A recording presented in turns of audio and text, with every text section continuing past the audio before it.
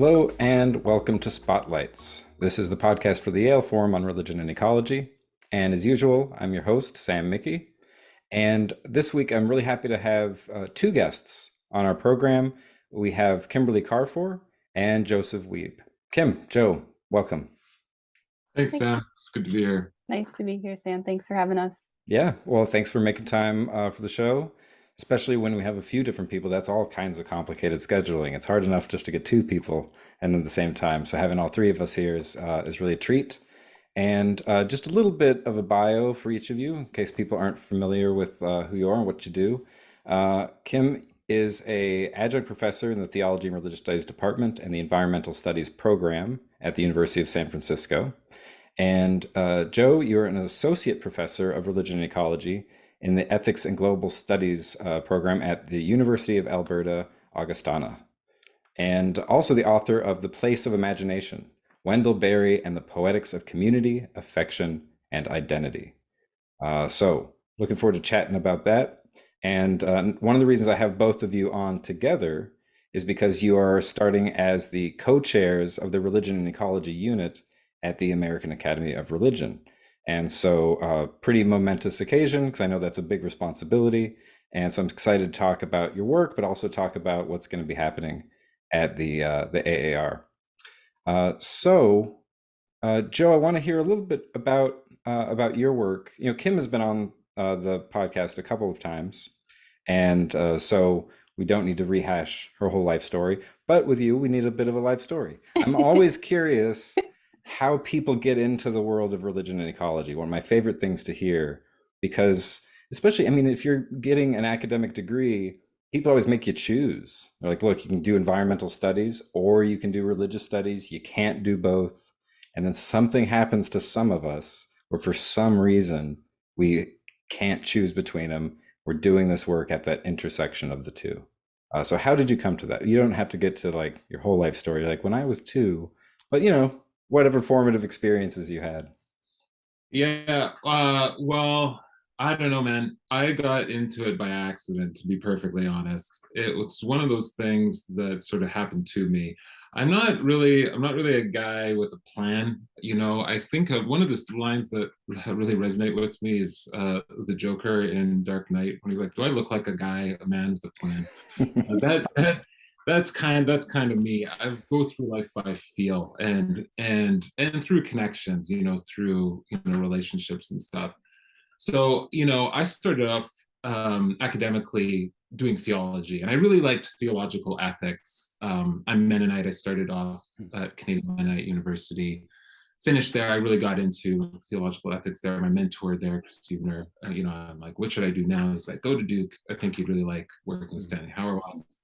So I did that, and it was great experience, met great people, and after that, I'm like, Stanley, what should I do? He's like, well, I won't do the Stanley voice, but Stanley's like, go, Travis Craker at McMaster University, nobody's smarter than Travis, go study with him.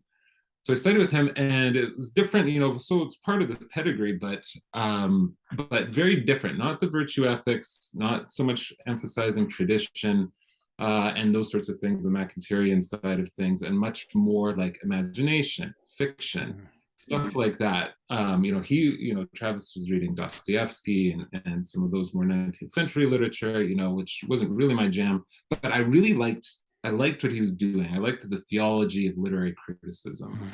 I didn't really know what to do, and so I did my comps, and I was doing like religion and politics, and political philosophy and theology and contemporary, like those sorts of classic, standard volumes of texts. And at the end, I met with Travis, and he's like, "What's your plan?" I'm like, "I don't know. I kind of like this. I kind of like that." He's like, "You don't have a plan, do you?" I'm like, "No, I don't have a plan. That's true." And it was Travis in that conversation. He's like, "Well, you know what? He knows a bit about my background being Mennonite and coming from kind of this agrarian tradition. I myself am not. I didn't grow up on the farm, but I have lots of family who are farmers and that sort of thing. And I did. I started to. I think in that conversation I had talked about how I'm kind of interested. I can't even remember how I put it, but I indicated some kind of interest in environmental ethics of some kind. And he said, you know, nobody's done a thorough religious analysis of Wendell Berry. You know, this could be a thing. I'm like, perfect. So it's not, so I didn't even really come up with the idea. It just came out of this conversation with Travis. And from there, I just found that the thing that I really liked was reading his fiction. I'm not a poet. I don't really get poetry. I'd like to understand it. It's not really, you know, my forte. The essays are fine. You know, obviously he's known probably best for, you know, his agricultural essays. But it was just his fiction that really spoke to me. And then then I wanted to figure out, okay, what does fiction and this kind of literary imagination, what does it contribute to environmental ethics? What's the role of imagination in environmental ethics? And let's use Wendell Berry as this example. So I managed to write a dissertation on Wendell Berry's fiction for a PhD in religion and politics. And it, you know, so it's kind of turned out pretty well for me. I mean, there's luck obviously involved as well. When this position came up, I did a, you know, postdoc, and I was trying to, you know, expand my argument and get the dissertation published and this sort of thing. And this posting came up for religion and ecology at the U of A. And I thought, wow, that's really interesting. You don't really see it very often, like put that way, you know, religion and ecology. It's like you say, it's usually one or the other. You know, so when I interviewed for it, I said, you know, what's the deal here? And, you know, they said, well, really what we're looking for is somebody who can teach, you know, the study of religion and have courses that are cross-listed in environmental studies, environmental science. Sounds great. So, you know, here I am now. I'm tenured, which is nice. Just fresh off a sabbatical and figuring out what's the next sort of trajectory or phase of my career. Nice. Yeah, without needing to complain about it. You're going to help me with that as co-chair. We're going to figure this out together. We're going to figure out what you're going to do after your sabbatical. Okay, yeah, maybe we can. I think we've already talked about maybe taking people out into nature. Yes, I love it. That's a good plan. I think something that people are generally pretty hungry for. Just go out into nature. Yeah, after COVID, for sure. Yeah. Well, you know, you mentioned your Mennonite background, Joe, and I know, you know, one of the things that you're working on is the influence of settler colonialism on Mennonite environmental imagination, environmental ethics, eco-theology, that kind of stuff. So, you know, all three of us are settlers, right? We're not indigenous people. And so, but obviously that's a really important thing to reflect on. Settler identity, settler colonialism, what does that legacy mean? And I know that's also something, Kim, in your work. So I wonder if we could talk about that a little, because that's so crucial. You know, how do we deal with this legacy and how do we move forward to a kind of decolonial ethics? What does that look like? So yeah, I'll hand that over to you first, Joe. Where's this kind of decolonial ethics in your work? Horrible. That's not an easy question. It's a tough one. No, yeah, that's right. I mean, I think, you know, what's coming out of the Wendell Berry project. So, you know, thinking about, okay, you know, what's Wendell Berry's conception of community? What's a place-based identity? What's the role of imagination for these sorts of things? You know, behavior, identity, that sort of thing. Like I was all interested in that. And then I was thinking like, well, what does this mean for me? What does this mean for actual communities as well?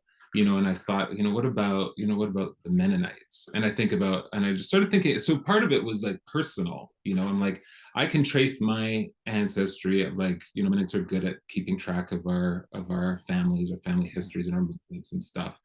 You know, so I can trace both sides, like my maternal and paternal sides of my family back easily.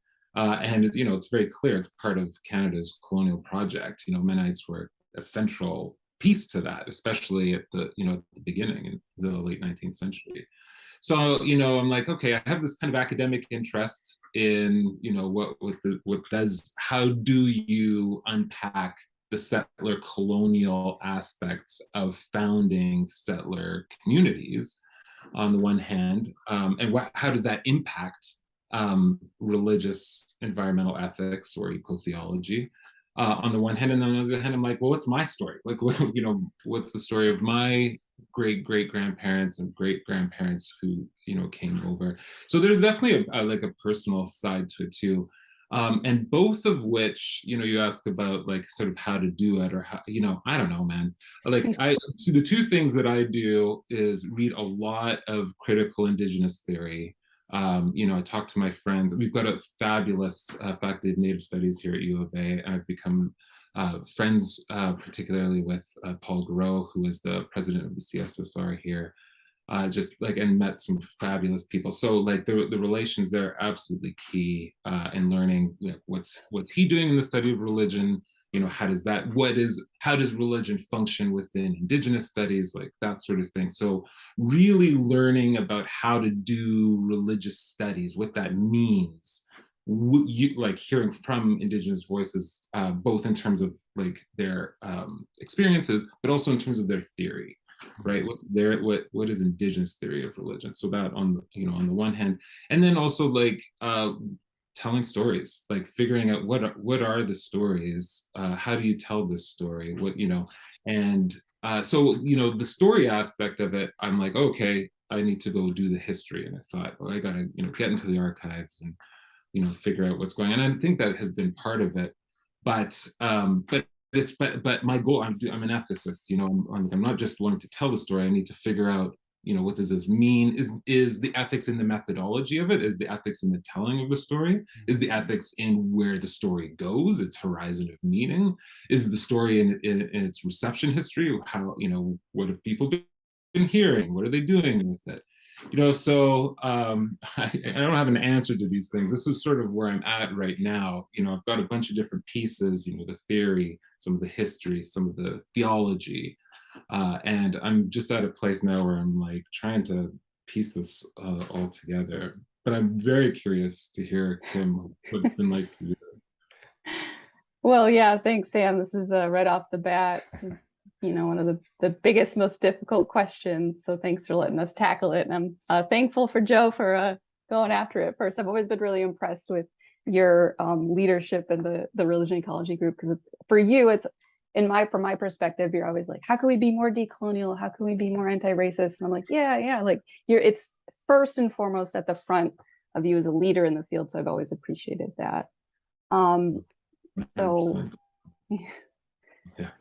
I think, on that note, I think it's just, as settlers, it's the work that we're doing right now, and it's unfolding. And so as you asked the question, I had this big blank stare, like, what is the answer? And I'm thinking about like what I wrote about in my dissertation and what my practice is personally and what my practice is with my students. And so I was like, well, those are definitely modes of working towards decolonizing the institution and decolonizing philosophy and theology and practicing decolonization. And so, like in my dissertation, I wrote about how the mind and nature are not disconnected, that they're intertwined, they're interconnected. And so, I come from an ecofeminist perspective where someone like Vandana Shiva, she calls the Western framework, she says we live in a monoculture of the mind, right? And you can see that in the way our agricultural practices are the agricultural practices that we used in the West. And so, in our theory, in our theology, in our philosophy, everything is very compartmentalized. And I think that does translate into the way that we treat the natural world, right? When I teach my nature immersion students, I lead with trying to open up into awe and wonder, because I think that deconstructs this sort of assumption that we know what we're seeing when we even enter into the natural world. And so, those are very kind of like, Joe, you were talking about imagination. That's very much an imaginatory practice. But when I think about like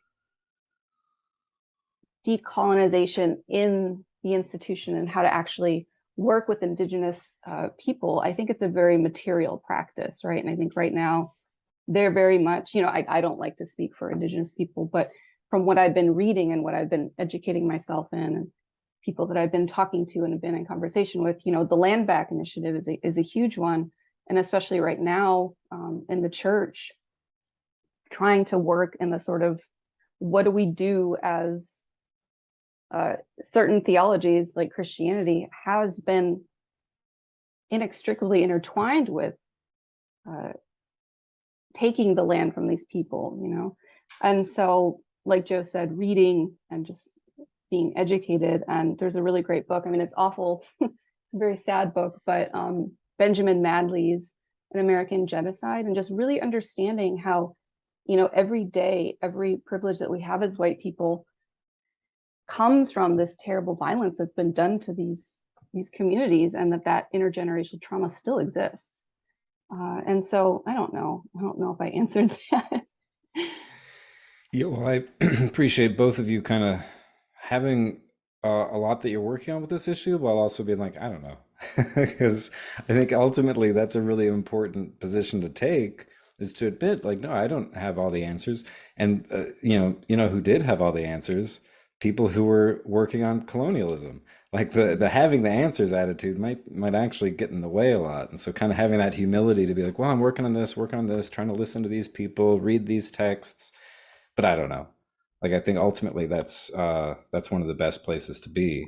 And I also appreciate, we're talking about very different uh, places and histories, because Mennonites, Canada, very different world, and then Kim, obviously, you're at a Jesuit institution, so Catholicism and California, where like the Franciscans were so big of, so it's very intertwined, but also very different kind of contexts. Mm. So I appreciate hearing those differences come out, and I don't know, and realizing that to some extent, there's no way for us to do our work without being complicit in colonialism and some kind of cultural appropriation. Right. Because the minute that you go, okay, I'm not gonna be all settler colonial about stuff, I'm gonna connect to indigenous people, and they're like, oh, so you think you can just become indigenous? And so I know, Joe, you have a piece out on bioregionalism as kind of having this cultural appropriation in it. And bioregionalism is such a wonderful kind of political ecology, something that's been close to my heart for a long time. And I know, Kim, for you, it's probably more about the wilderness work you do, because that kind of primitive skills practice, you're often basically taking indigenous practices and be like, these are mine now, and I'm going to get paid by the university to teach people these things. So I wonder if you could both speak to that a little bit, Joe with bioregionalism, and Kim with reskilling and wilderness work. Do you want me to go first? Go first. Yeah, the bioregional piece, that I really that was a difficult piece to write and publish. It was very interesting. It was one of those things where I wanted to think again. I was kind of wanted to take this example and think through. Okay, what would it look like? What would, like, a process of decolonization, or even just sort of like a critical look at how, one example of how we want to think about how settler relations to place can be an ethic, but situate that within the context of indigenous sovereignty and indigenous political movements. And so I went through a couple different iterations. I had a very hard time getting that published.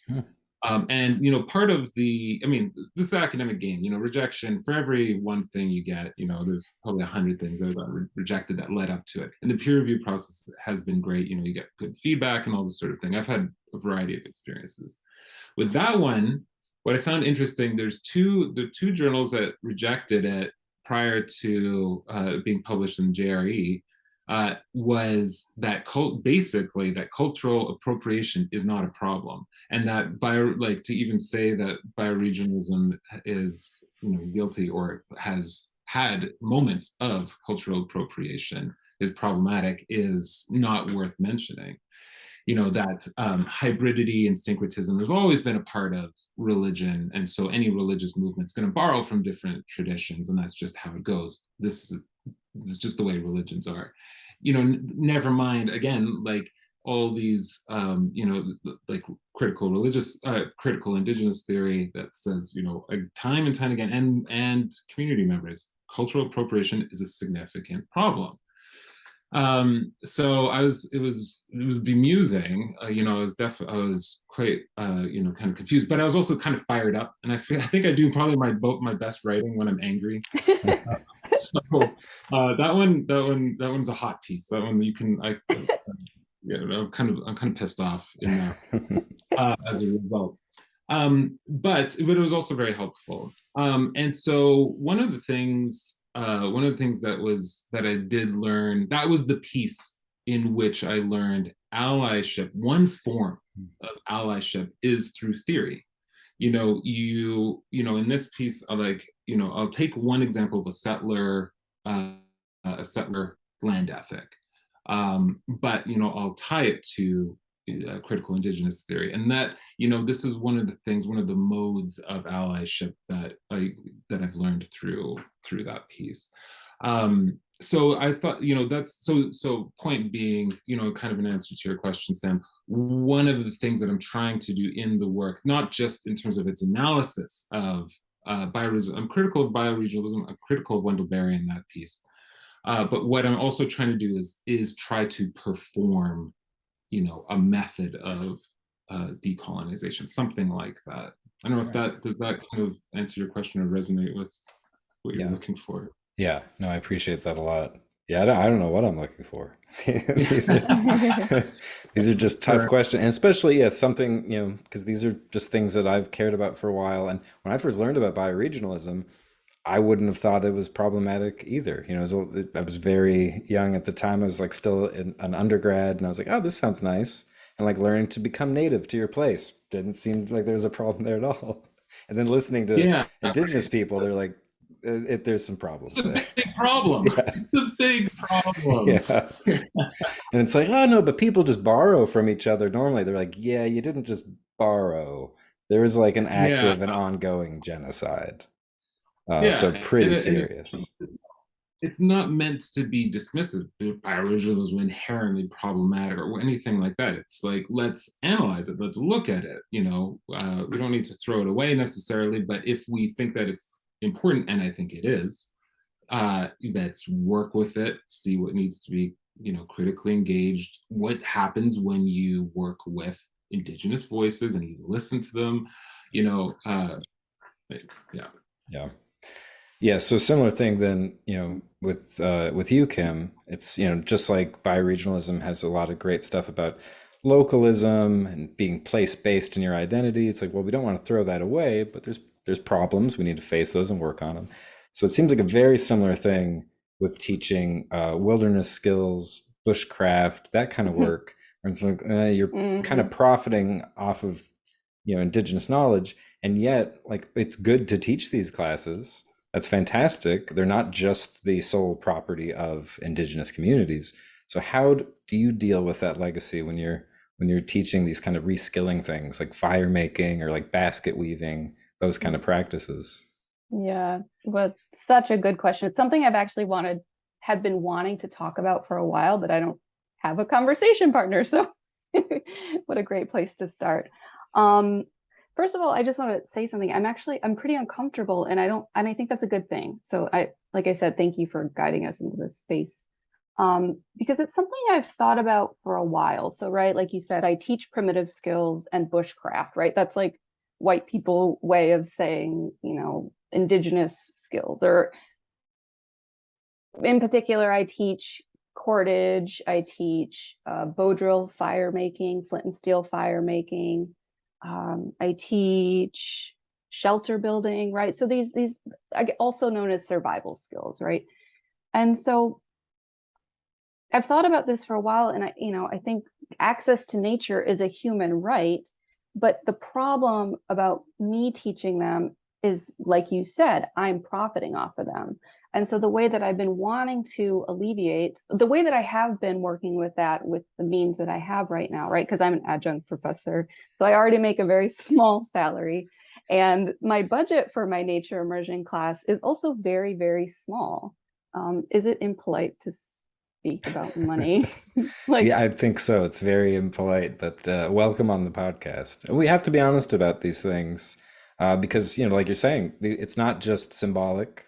These are material issues. Yeah. And so then talking about, finances and things, that's important. Yeah. So, okay. So my budget for my nature immersion class is $400, $450. And that includes like food for overnights, transportation, well, no, not necessarily transportation, but materials and speaker fees. And so I've actually reached out to Indigenous people in my local area, if asking if, can you teach a day long for basket weaving? Can you come in and give a talk about, fire making and what that was like in your community, or what that represents, or maybe tell a story. But it's almost every time I tell them what I can offer, I feel like it's almost an insult. And so I have reached out and I've told them what I can offer, and I've felt like it's been insulting. So then I stopped asking, and then I can't take it out of my own pocket because I live in the Bay Area and it's already really difficult to make ends meet. And so that's kind of where the rubber hits the road for me, and where I feel like I want to be better. And that's definitely where it gets tricky for me. And so what I've done is that I do tell stories, right? So, one day I spent all this time in Berkeley Library digging up, Indigenous stories, and I found one about the Miwok story about the creation of fire. And so I tell that to my students. And then I also, Robin Kimmerer has when I make fire, Robin Kimmerer has a really great piece, Shkitagan, about fire. And she specifically talks about bow drill making. And so I always use that piece as the sort of, I like to think of them as hard and soft skills. So the hard skill is fire making. The soft skill is, let's talk about an Indigenous story and do some storytelling, right? And so it does get tricky, because is it a cultural appropriation by speaking these stories because I'm not Indigenous, or is that what they want? Do they want these stories to be told, right? These are still questions for me. And I pose those to my students. Yeah, and I think that's really the best work to do, is pose it as a question, because it still is a question. And and what I hear from both of you especially is the importance of listening, reading across these boundaries, and just bringing that knowledge to your students, to your writing, to your teaching. So yeah, I think that's the way to go. It's been hundreds of years in the making, right? If you think of the colonial era coming back to Columbus or Magellan circumnavigating the globe in like 1500. So after centuries and centuries, we're not going to solve it within the context of one podcast episode. So I think What'd you say, Joe?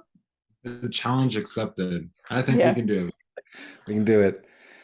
All right. If not, then viewers get their money back for this episode, which is why I offer it for free in the first place. Donations accepted for me, and I will directly put that into the hands of Indigenous people in my community. There we go. Solved. Yeah. Problem solved. Yeah, when I teach a class on climate ethics, and I always tell the students that if we don't solve the climate crisis in this semester, everybody gets their tuition refunded. Then I make sure to say that that's not legally binding. What do they say to you? They just laugh because they know that's ridiculous. It's obviously ridiculous. Well, geez, okay, well, now that we're solving most of the problems of settler colonialism and working across Christian and Indigenous lines, solved.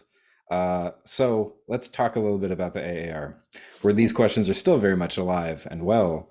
Christopher Carter, the Reverend Dr. Christopher Carter, was the chair of the Religion and Ecology unit for a little bit there. And last year, he kind of hung his hat up on that. He's got plenty of other things to do. And then the question was, who from the steering committee wants to do it? And you two ended up with it. So first and foremost, how did the co-chair thing get decided? Was it because both of you wanted to do it, or was it because nobody wanted to do it? I'm not sure what that steering committee is like. I've never been part of that. So I'm curious if one of you could kind of share the origin story, how that transition came about. Oh man, what was that? That was a year ago, right? It feels like it was a long time ago. Yeah, because this is our first. Well, not even. This all was in November, after this last meeting. Yeah. Settled in December or the last week of November or something like that.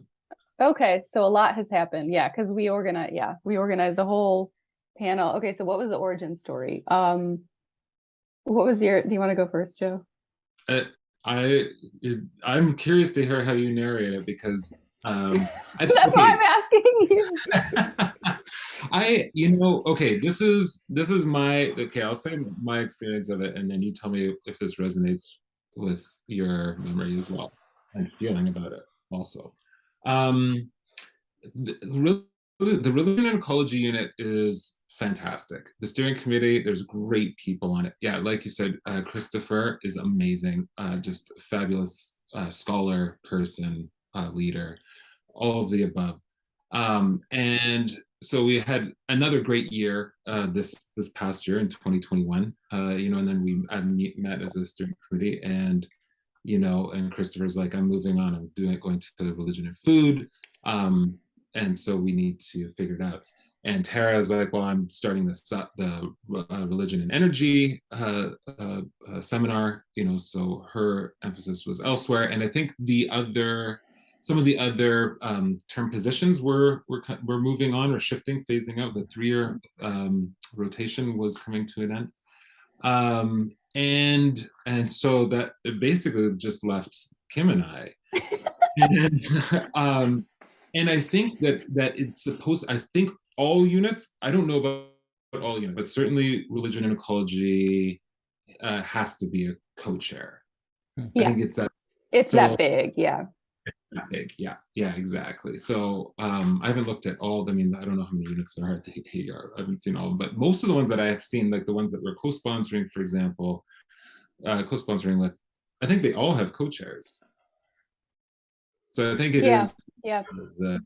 yeah.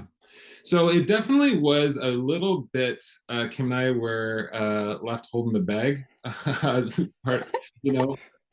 But I think, I don't know, it was exciting to me. I'm like, the other thing, and Kim, I want to hear both your story as well as this, if it resonates with you as well.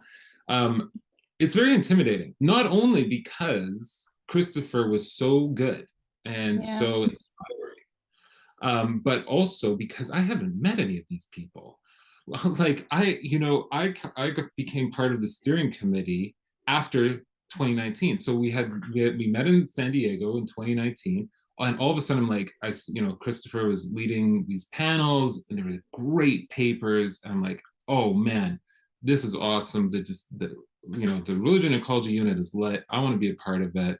They're looking for steering committee members. I threw my hat in the ring, and in February or whatever, maybe January, get email, yeah, great, Joe, join our group, and then a month later the world ends. Right. So like, I've never like interacted with her in person, but I've at least seen her in person. Kim, I don't even think I've seen you in person. Like, I mean, maybe incidentally, like at the panels and stuff. Like, I haven't met any of these people other than on Zoom, and now we're the co-chairs.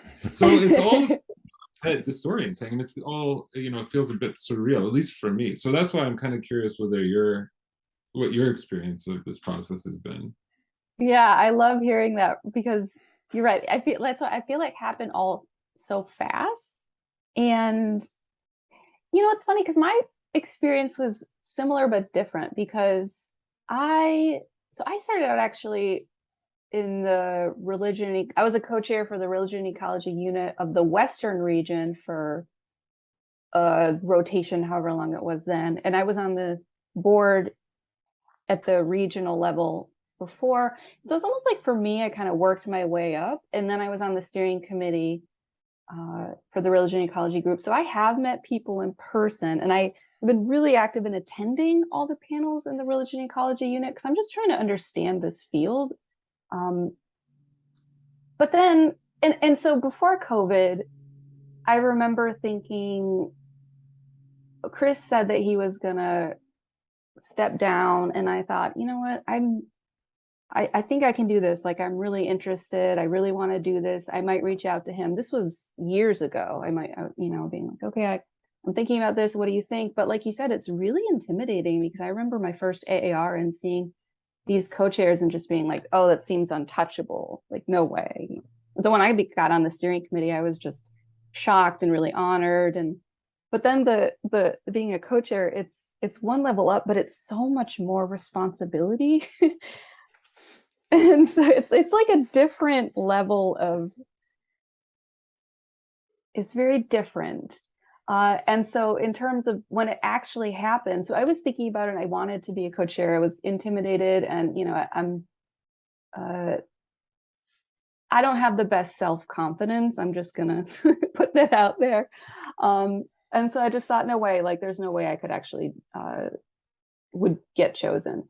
But then when COVID hit and then the time came when we actually chose, I thought, as an adjunct, I thought my job was going to be gone. Like I thought they were going to take my classes. So I thought might not even be a professor. So I don't actually feel comfortable taking the role of co-chair.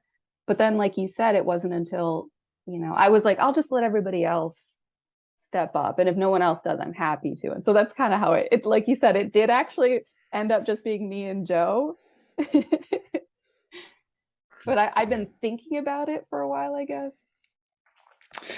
That's good. It's kind of serendipitous. And yeah, just Yeah. the weirdest timing. Yeah, trying to be an academic during COVID at all is very, very strange. And even last year's AR, it was in person, but a lot of people, it was very low attendance. So I'll be very curious what this year's annual meeting will be like in Denver. Hopefully, lots of people are able to make it, and who knows, there could be more viral outbreaks that shut it down. But hopefully we'll be there and get to see each other in person and build that community because it's a good group of people, a good group of scholars, and there's something real special that happens when we come together in person. But yeah, I appreciate that. It's funny. You're like, both of you are just kind of looking around. I guess it's us. All right. Let's do it. Let's do it.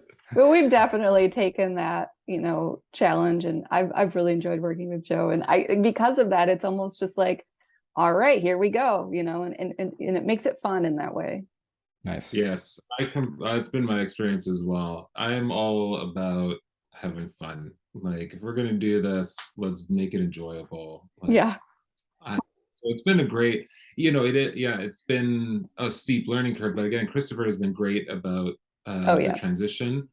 And yeah, it's been really fun to work with Kim. And so it's like it's been a good chemistry. I think we're similar in our approach, similar in what we're looking for. So it's in terms of sort of working together, like, the culture of producing calls for papers and working with the steering committee. It's very collegial, collaborative, and yeah, so we've meshed really well together. Nice. Yeah, I agree. Well, on that note, what's this first annual meeting going to be like? What's coming up this year? I'm curious about two things. The more immediate, what's coming up this year, and then more generally, because it's a long position, you could be there for very many years, shaping the field and the community. Where would you like to see the field of religion and ecology go? You don't necessarily have to have all the details, but what's the vision? Where would you like to see it go? So yeah, what's coming up this year, and then what's your more like long-term vision for where the field can go, where the community can go? Either one of you can start with that. I can start. I made Joe start all this whole time up until now. So yes, it's great that we began the podcast talking about decolonial perspectives and the work of decolonization, because that has been a big part of the panels this year. So let's see, we have Christopher Carter. Actually, we've been talking about him a lot. He has a new book out, and it's called The Spirit of Soul Food. And so we're going to have a roundtable, which I think we're both really excited about that. A lot of really great scholars are going to read his book and comment. And I know that Christopher has expressed his appreciation and excitement about that. It's not every day that you get a whole group of amazing scholars to comment on your paper or your book. And so that's one. And then we also have another one on decolonization, which is co-sponsored with the Indigenous Religious Traditions Unit. And also actually the Latinas, is it in the Americas unit? Something like that.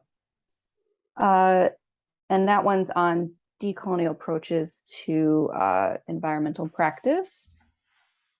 And then we have another co-sponsored session with the Islam and Ecology unit, and we're going to talk about Muslim perspectives on I think it's environmental ethics. or environmentalism. Another panel, again on decolonization, traditional ecological knowledge and care ethics. So I think that might kind of combine a sort of feminist care ethics with how that might translate into a practice of decolonization. And then there's going to be another book panel on Dan Capper's new book, something like Roaming Free Like a Deer or something like that. I apologize for getting that wrong.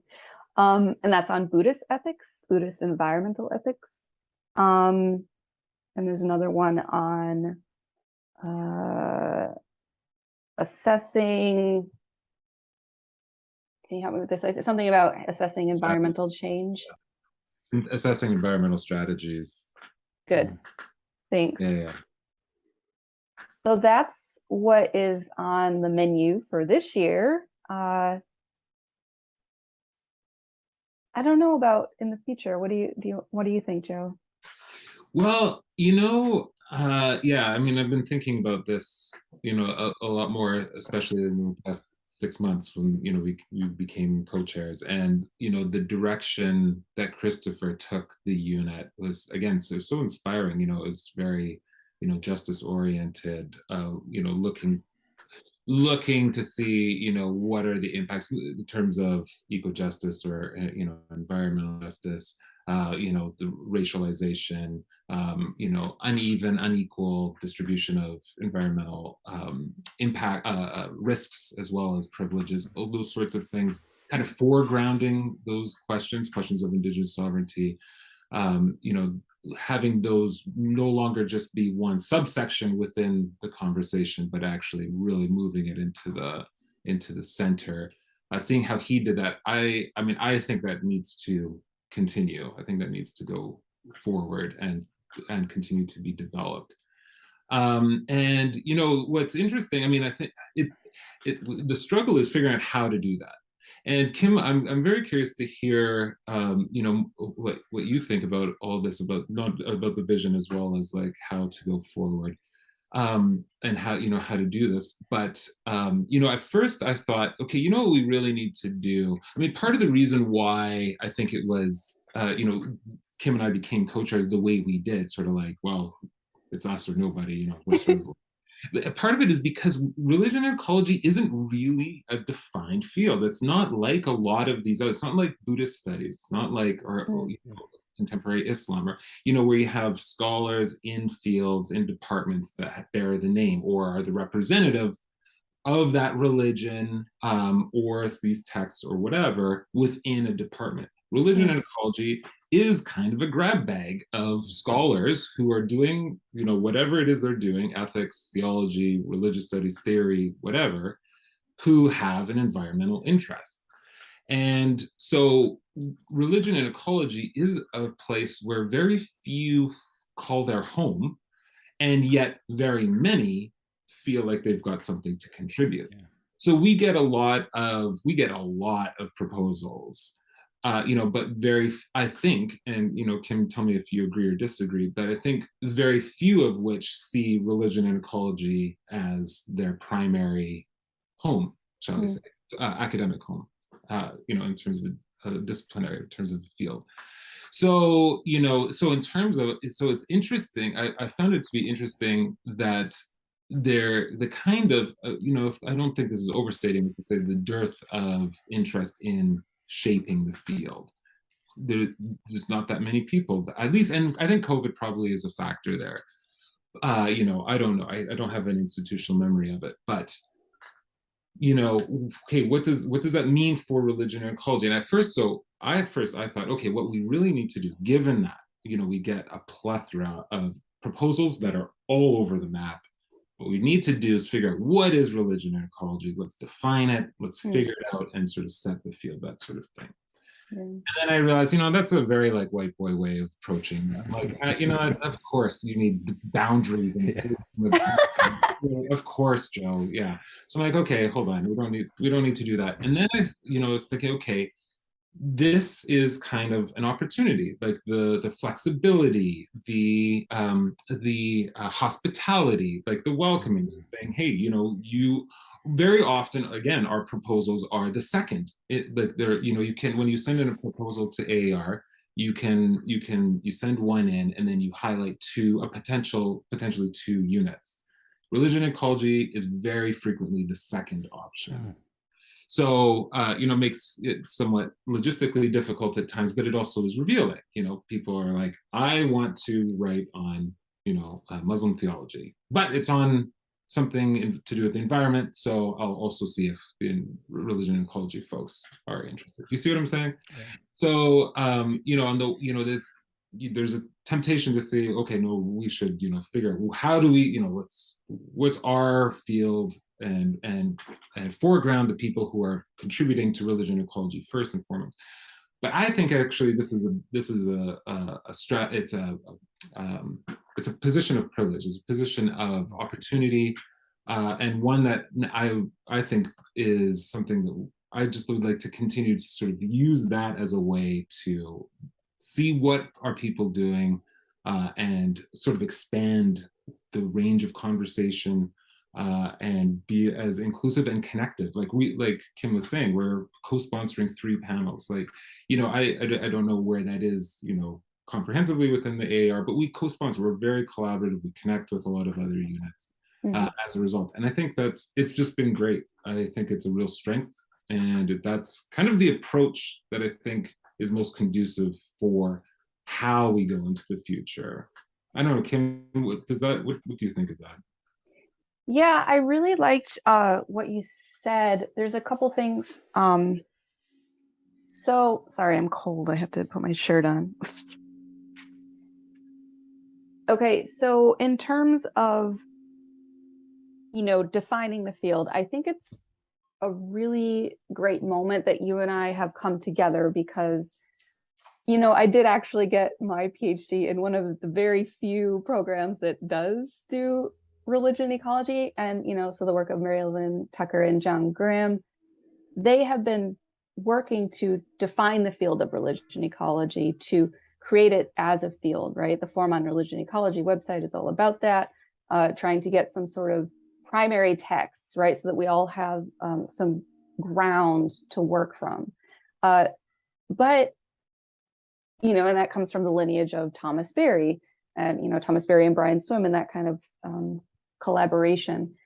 But right now, there's a little bit of pushback from people in the movement of religion ecology who think that it's, a little bit too, like you said, like white Christian, maybe even, I don't know if it's evangelical, just sort of not as welcoming as maybe we would like it to be to multiple perspectives. And so that's why I've really appreciated the calls for papers and the very collaborative aspect of the religion ecology unit. And also,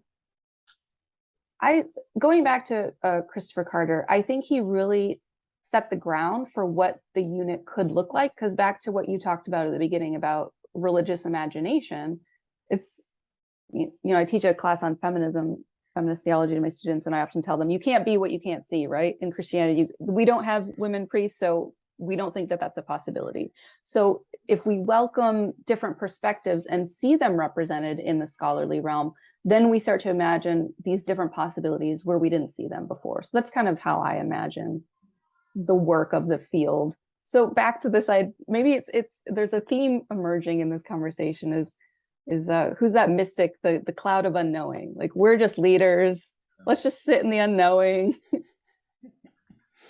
Yeah. Head in the clouds. Academics with their heads in the clouds. Like, no, but these are the good kind of clouds. Clouds of possibility, right? Listening. Yeah. I'm just trying to keep my mind open, not too closed. Yeah, right. I really like that idea that this is the unit that has the most open mind in a sense. You're like, no, we're just looking out there for any connections we can. Because in a way, I mean, every unit does have some interest in ecology because we live on Earth. And so it's good that there's some unit that kind of holds that space. So when, the like Schleiermacher unit wants to start thinking more about nature, like, well, hey, come collaborate with us. Yeah, I think that's a good image. And geez, we've mentioned Christopher Carter enough. I'll have to tell him, like, hey, you're kind of in this episode. Lots of, lots of good feedback. Because I remember, I don't know when my first trip to the AAR was, might have been like 15 years ago. And that was kind of what people were talking about then, was like, oh, we really need to kind of get out of our shell here. Religion ecology is kind of a handful of scholars, and it was, pretty white and very Christian and stuff like that. And people were like, but how? How can we break out of it? And then to really see in the last 15 years, it's really changed dramatically, and it is more open, more inclusive, more diverse. So it's been exciting for me to see, because just the material is just so interesting. So many interesting scholars coming together, opening up so many more possibilities for new work and new collaboration, and that it's not just a field, but Mary Evelyn Tucker often says, it's a field and a force, Mm, because a lot of these people are activists yeah. or advocates, and have some real skin in the game in terms of their local communities, the kind of NGOs or nonprofits they're working with. And so I appreciate that, we're kind of the bridge building unit. I think that's a good Mm. vision for the future. I'd But like to hey, jump in. oh Oh, go yeah, ahead. no, please. I was just going to say, before I forget, on that note of what you're saying, I've been very, in terms of there's the field and then the force. I've been very energized by the idea of the force of the field of religion ecology, or the religion ecology unit. And so some of the papers that I've been most excited about are the ones that are dealing with on the ground practices, because we've talked a lot in the field about, do we change hearts and minds, or do we change politics? And, definitely we have to do both. And I think the field has done a really good job of changing hearts and minds. But I really want to hear from more of the activists, the scholar activists. And so, I think I know the first time I ever went to an AAR, I was extremely intimidated. I didn't want to speak to anybody because I didn't want them, I don't know. I thought everyone's so much smarter than me. And so I think that's why I go back to always feeling like I want to welcome people, because I think there's a bridge between, or like a blockage between like academics and then people who are on the ground doing work, right? And I want those conversations to happen, and I don't want the overly academic language to get in the way of hearing those voices of the people who are on the ground, in the climate movements, who are working with local indigenous communities, and trying to create a movement, movements and justice. And so I'm very interested in the practical, as well as kind of diversifying the field. Yeah, I'll be really interested in the panel you were mentioning on assessing environmental strategies, because that sounds like exactly that kind of work, where it's like, well, what are the actual practices that people are doing? What are strategies that we're implementing, and are they working? I think it's important to assess those at some point. We're like, no, this is definitely a good practice. Like, really, have you assessed it? 'Cause some things might not be working as well as we think. And so, yeah, I like the idea that the field is oriented toward that force. Because there's some, I'm not going to pick on any units in particular, but some people, it seems like scholarship for the sake of scholarship, and which is important in its own way, but then it misses that, like, where's the practical outcome of this? How is this going to actually change people's lives? Especially, I mean, we don't have a whole lot of time, like climate change, especially, really Yeah. bearing down upon us. And so thinking like, all right, let's take action. So I appreciate that there's an academic community that really does care about that, and is willing to be that kind of hub for the rest of the AAR, which has got to be. I mean, the AAR, that's the largest religious studies organization in North America. I think that's fair to say. Yeah, Um, certainly Yeah. there's 10,000, or I guess of AAR, 8,000 members or something like correct. I think between AAR and SBL, it's like 10,000 members or something like that. yeah, Yeah, definitely. it's big. It's a mess. It's a fun conference to go to just for that. Like, wow, there's a lot of people here. So like Yeah, a whole city. yeah, that's exactly basically takes over. Yeah, Yeah. yeah, and Kim and I are like, I completely agree, and I think it's reflected in the sort of that practical aspect of it is reflected in this year's complement of papers and sessions, but also speak to where we see religion and ecology going. I think, I mean, if you're just looking at the panels, for example, a lot of it is on methods, like how do we approach this, how should we approach it, I was thinking about this. When you think about like religion and ecology, and we've been talking about in terms of like the unit itself as kind of a bridging, as a way of connecting. But even just think of like religion and ecology.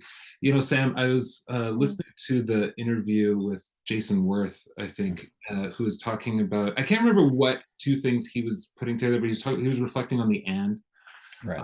He was reflecting on the capaciousness of the and I think it's really interesting because I latched onto it because I've typically thought of whenever religion comes in and does religion and, it feels like desperation. Hey, we have something to say about this too. I want to get in on it. And so, like, don't you have your own things? Like, does ecology really need religion? Does politics really need religion? Do you really need the and? So on the one hand, there is that sort of like, what are you contributing when you put these two things together? But I've also been thinking about it like in precisely these ways, that the thing that makes it most, in this case, if religion and ecology is capacious, if that and is capacious, it's in the practical. And I think of, the work of Willis Jenkins, for example. Here's an interest that's really interesting. He has made a career, shall we say, over just analyzing the method of religion and ecology. How do we think about these things together? And his one of his big points is the methodology, when it's pragmatic, when it's practical, it has the most potential for capaciousness. So just to take one example of, I do think that this is a way to think through how, religion and ecology doesn't become a field, a defined field with set boundaries necessarily, but can become something that's identifiable through its practice, through its pragmatic approach, through its connection to actual problems that it's trying to think through, right? This isn't just, like you say, Sam, scholarship for scholarship's sake, but we're doing this because we care about stuff. Like, there's stuff, this shit matters. We care. And I don't want there to be Joe in my office and then, Joe, at home with my kids, and Joe, right, and pretend that these things are like siloed the way we silo the rest of our disciplines. But it's, I care about these things. I want it to reflect in my work, but I also want the work to, do the work towards making these changes. So I think, I just really resonate strongly, Kim, with what you're saying, and I think that's probably partly why we work well together, why we've been able to put together a great and set of papers and panels for this coming AAR. Yeah, thanks, me too. We haven't butt heads yet. I think we should have this. I think we should have this panel. Okay. Yeah, it's hard to imagine. Well, once you do butt heads, yeah, we'll have to have you back on to talk about your arguments. Yeah, a debate. Probably fruitful. Yeah, yeah. Well, I'll tell you, definitely have me really excited. I'm obviously very interested and engaged with this work anyway, but hearing both of you talk about your visions for it, what's coming up, it's pretty exciting. I'm looking forward to hanging out in Denver with both of you and with the rest of the crew that's there. Hopefully, Christopher will be there as well, and can kind of toast him for bringing the field to a certain point, and then be excited about the future, and that even though we're dealing with like these terrible problems, these unprecedented crises, we can still have fun and find room for community and for some laughs. So really appreciate the work you're doing. Also appreciate your time. So it's probably a good time to let you go. And but definitely after, we'll have to have you back on for sure after the AR to kind of give a report, because there's plenty of people that can't make it to these things for all kinds of reasons, and nice to give them a little digest afterward. So we'll be in touch about that later. Yeah, And that's a great idea. Perfect. cool. Awesome. Well, Joe, Kim, thank you so much for your time. Thanks for coming on, and thanks for some inspiring information. I appreciate it. Thanks, Yes. Sam. Good to see you again, Kim. Yeah, good to see you too, Joe. Thanks, Sam. Yeah. All right. Well, I'll let you go. And a big thanks to everybody for tuning in. and we'll be back with some more conversations for you soon. And in the meantime, take care and be well.